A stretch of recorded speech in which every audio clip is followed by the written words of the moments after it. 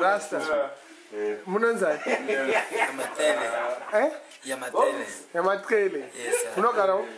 Kwekwe. Yes. Muneta nezvi? Dance singing. My way. Munemba nani? Full time. Peter Moyo. My way. Takamosanga nawo? Bulawayo. My way. Gupi? Club 40. My way. Gawa? Yes, sir. Wamgetsa ka. Last weekend,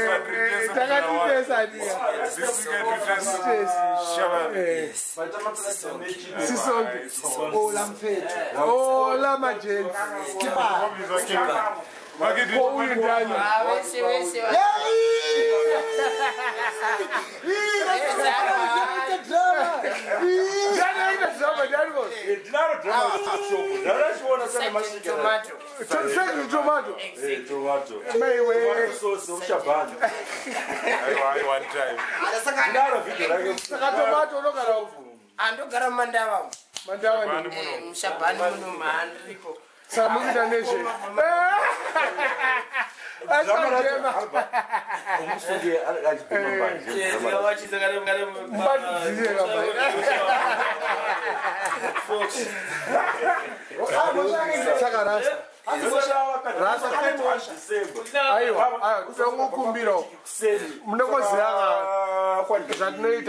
we're not commercial, but we just put one. So we say by YouTube.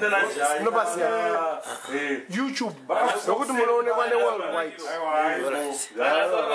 Do you have anybody? You can greet them in English, in the Bele, Shona, whatever. What we England, America, no Canada. What do you think? Next time. Ayo, I'm not saying I'm not Sakaenda kunje kunjika kudai. Ahora chiwata urira manjika. Vari kuna Canada, England, Australia, England. Kuti tisma dancers are Peter Moyo. Tina kuweko. Yeah. Coming soon. That's right. Bambo ibidai. Banyoko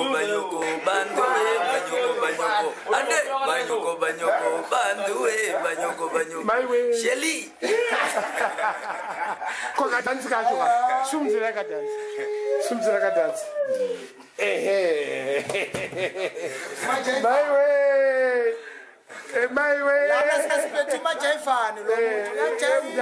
Mdala majayifani. Akekho umuntu uzomhlula lo muntu. Ayo tukenda downtown. Imi murkwenda. But same promote.